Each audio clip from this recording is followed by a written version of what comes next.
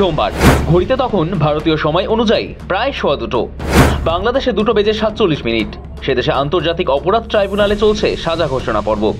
1 মিনিটের ব্যবধান, ঘড়িতে 2:48। হাততালিতে ফেটে পড়ল গোটা আদালত কক্ষ। শেখ হাসিনাকে ফাঁসির সাজা শোনালো ট্রাইব্যুনাল। আর সময় নষ্ট না করে সোমবার বিকেলেই ভারতকে আহ্বান জানায় ঢাকা। কিসের আহ্বান? আহ্বান প্রাক্তন প্রধানমন্ত্রীকে আবার ঢাকায় ফেরত পাঠানোর।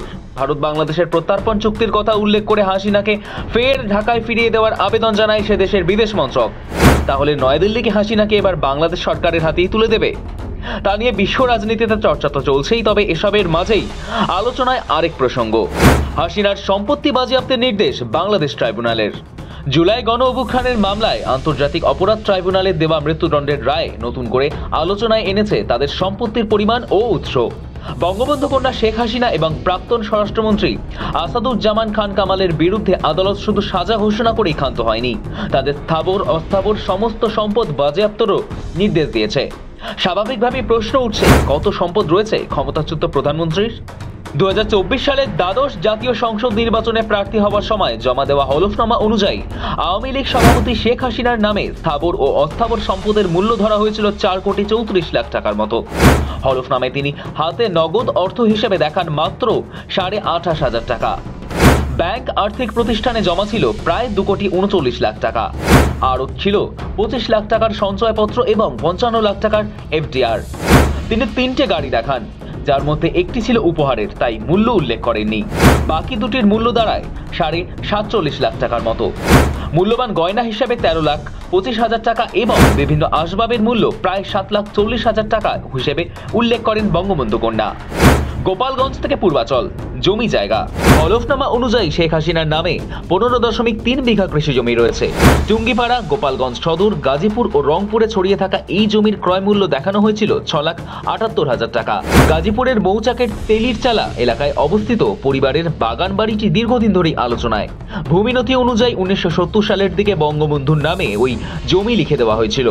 পরে উত্তরাধিকার সূত্রে মালিক হন শেখ হাসিনা এবং শেখ রেহানা। তাদের সন্তানদের নামেও পরের অংশ হস্তান্তর করা হয়।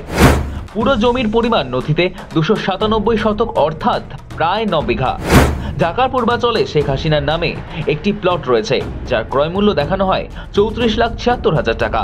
প্রধানমন্ত্রীত্বের সময় তিনি, তার সন্তান এবং বোনের পরিবারের সদস্যদের নামে পূর্বাচলে মোট 6টি প্লট বরাদ্দ হয়।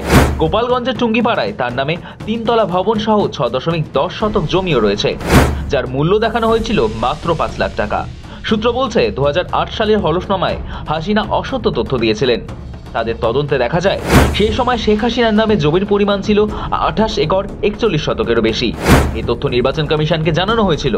ধানমন্ডির 32 নম্বরের ঐতিহাসিক বাড়িটি বঙ্গবন্ধু মেমোরিয়াল ট্রাস্টের মালিকানায় থাকলেও সুধা সদনের মালিকানা রয়েছে তার সন্তান সজীব ওয়াজেদ ও সাইমা ওয়াজেদের নামে। মোহাম্মদ ইউনূসের নয়া ছক, হাসিনার দলকে পুরোপুরি নিষিদ্ধ করা, হাসিনার সম্পত্তি বাজেয়াপ্ত করা। শেখ হাসিনা ও আসাদুজ্জামান খান কামালকে মৃত্যুদণ্ড দেওয়ার পর এবার আওয়ামী লীগকে নিষিদ্ধ ঘোষণার পথে এগোচ্ছে মোহাম্মদ ইউনূসের সরকার। এ ব্যাপারে আইনি প্রক্রিয়া ইতিমধ্যে সম্পন্ন হয়ে গিয়েছে। 1973 সালের আন্তর্জাতিক অপরাধ ট্রাইব্যুনালের কয়েকটি বিধি সংশোধন করেছে অন্তর্বর্তী সরকারের উপদেষ্টা পরিষদ। ট্রাইব্যুনালে এখন আওয়ামী লীগকে নিষিদ্ধ রাজনৈতিক দল বলে ঘোষণা করতে কোনো বাধা নেই। গত 12 মে বিজ্ঞপ্তি জারি করে ইউনূস সরকার আওয়ামী লীগের কার্যক্রম নিষিদ্ধ ঘোষণা করেছে, তবে দলকে নিষিদ্ধ করেনি। এবার সেই উদ্যোগ শুরু হয়েছে। এ ব্যাপারে জাতীয় নাগরিক পার্টি ট্রাইব্যুনালে মামলা দায়ের করতে পারে। এছাড়া ট্রাইব্যুনালের বিচারপতিও স্বতঃপ্রণোদিত হয়ে মামলা রুজু করতে পারেন কিনা সেই সম্ভাবনা খতিয়ে দেখা হচ্ছে। আসলে বাংলাদেশের চলতি অন্য কোনো আইনে সরাসরি কোনো দলকে নিষিদ্ধ ঘোষণার বিধান ছিল না। সেই কারণে সন্ত্রাস দমন আইনে তাদের কার্যক্রম নিষিদ্ধ করা হয়। স্বরাষ্ট্র মন্ত্রকের সেই নির্দেশিকাকে হাতিয়ার করে বাংলাদেশ নির্বাচন কমিশন আওয়ামী লীগের নিবন্ধ বাতিল করে দিয়েছে। কিন্তু আইনত দলটি এখনও নিষিদ্ধ নয়। দলকে নিষিদ্ধ ঘোষণার লক্ষ্যেই আন্তর্জাতিক অপরাধ ট্রাইব্যুনাল আইন সম্প্রতি সংশোধন করা হয়েছে। রাজনৈতিক দলকেও নিষিদ্ধ ঘোষণার দাবি নিয়ে এখন ট্রাইব্যুনালে যাওয়ার রাস্তা পরিষ্কার। ব্যুরো রিপোর্ট, সময়, কলকাতা।